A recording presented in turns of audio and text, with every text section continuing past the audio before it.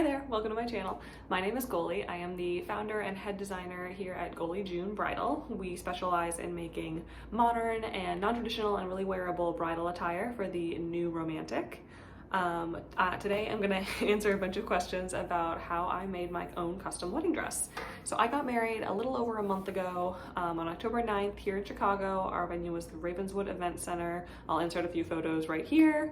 We got engaged in March of 2020 and decided to push our wedding out a little bit longer and have it in October towards the end of 2021. And we ended up having a really gorgeous wedding with about 100 people. I had two dresses actually. I had my ceremony dress and I had a reception dress.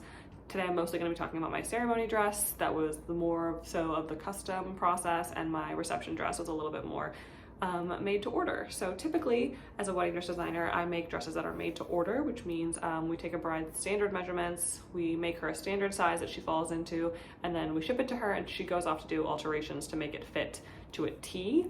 In my case, my lace was really specific, so I essentially draped this dress on my body through a series of fittings that took a few months. That way it could, essentially we would do alterations as we went, and that way it would fit me perfectly without having to have any major reconstructive issues.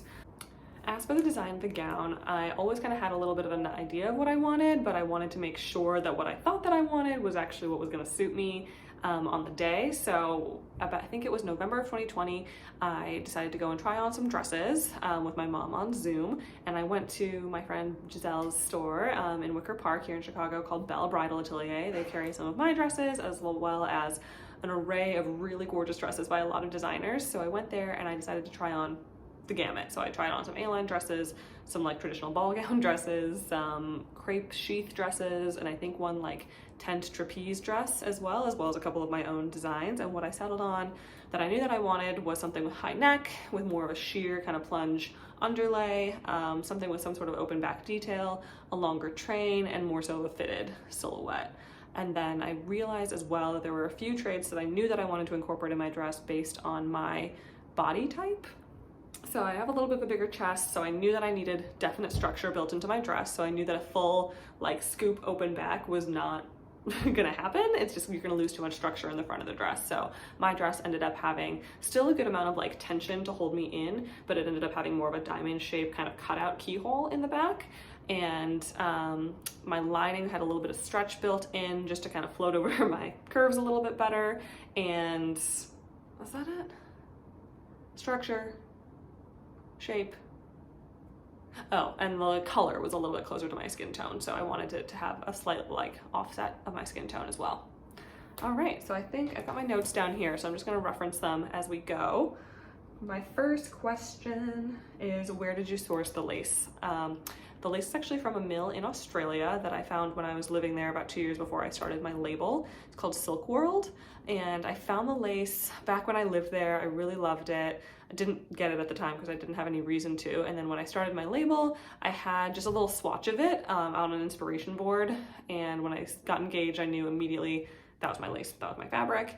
I think it's like really subtly sexy, the way that the lines sort of turn into curves, and it's got that gorgeous little like rattan weave to it, so really texturally beautiful.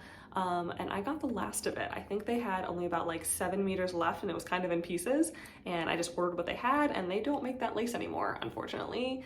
I got the last of it, so I cannot recreate this dress. I would have to use a different fabric, and then I think it would just lose its specialness. But yeah, that's the story of the lace on that one. And then my second dress is just 100% cotton linen. That dress actually you can get as part of my collection. It's technically my June dress. And it's just 100% cotton linen, super easy to wear, super fun to wear. I wore it to dance in, it was great. And then another question kind of on the same realm is, how did you decide on the fabric? Like I said, I thought this lace was really gorgeous and really unique. I loved how linear and geometric it was while also being kind of like soft and sexy. So I picked that one, and because of how linear it was, it meant that I had to be really specific about how I draped it onto my body. And through this process, I learned that my body is actually asymmetrical. I have one hip that's really curvy and one that's a little bit softer. So you notice things when you're gonna go the custom route in your dress. So don't be afraid if one part of your body is a little bit different than the other. Most of us are not completely symmetrical. And then as far as the lining color, I just picked a stretch crepe that I could source here locally. And I picked more of like an almond kind of mocha-y color. Rough number of hours I spent on the dress / the number of hours I typically spend on a dress.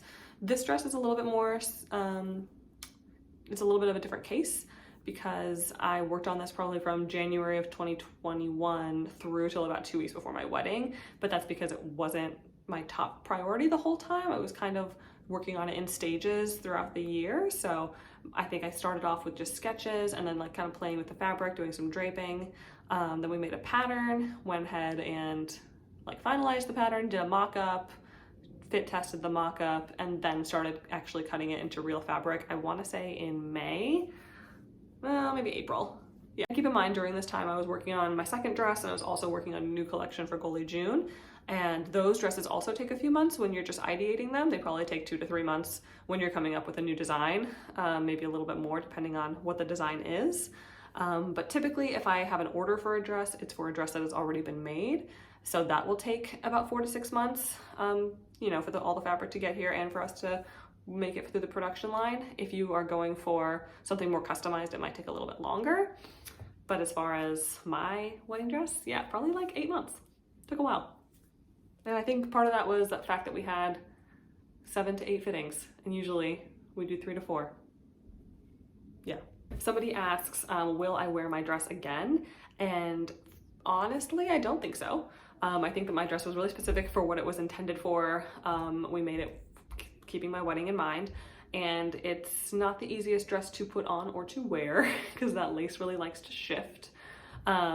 So I think I'm getting it cleaned at the moment. It's going to be preserved. It's going to be boxed up. I love it and I want to keep it as a family heirloom. I'm happy to have it in my home for, you know, my family members to come look at it if they want to. Maybe my future children will want to look at it. I'm not really expecting anyone to want to wear it again. I don't think that's the point. I think it's just to be kept as like a family heirloom, and it'll be really nice for my grandchildren one day to be able to say, oh my God, she made that. That's awesome. Now my second dress though, that was made keeping wearability in mind. I've already worn that again. I wore it on Halloween when I was a zombie bride. So it's also out being cleaned, but I think that one, it's just generally more wearable. It's in the 100% linen, so it's easy to kind of clean and wear more often. It's easier to put on as well. It's just a simple strapless, so it kind of just hooks and buttons in the back.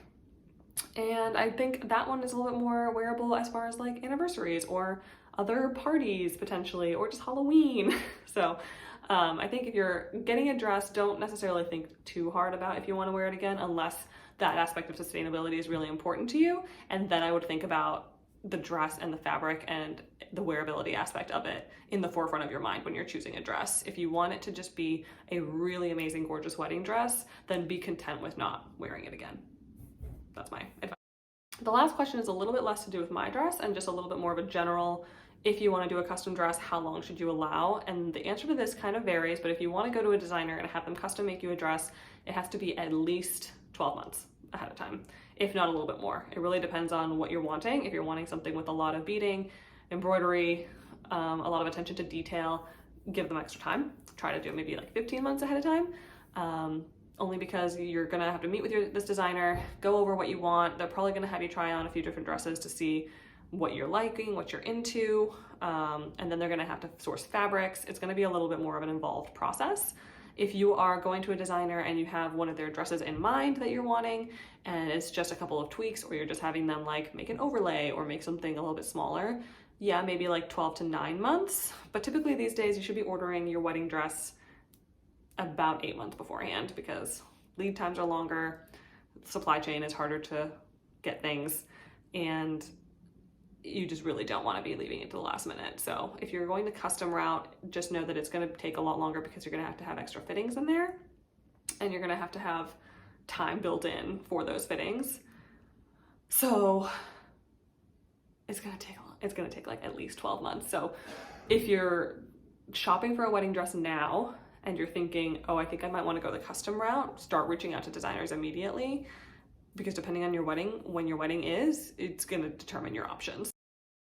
making a custom dress also requires a lot of iteration and a lot of patience and trusting the process. So I even came across this, even though I know the process of making a custom dress. There were fittings when I went in and I was just not feeling my best self. Maybe I was a little bit bloated and my dress was, you know, Frankensteined and pinned together. And I just like looked in my mirror and I started spiraling and panicking and thinking, oh my God, I made a terrible mistake. This is not the dress that I wanted. It's not the dress I had in my mind.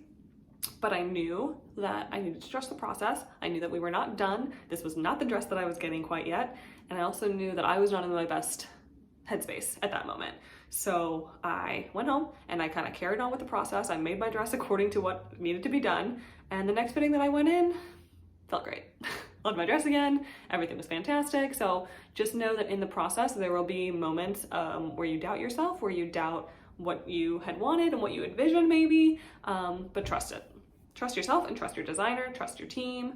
They are not gonna send you out the door with a dress that you don't love. You are gonna love it at the end of the day. Just, you need to be patient and trust the process.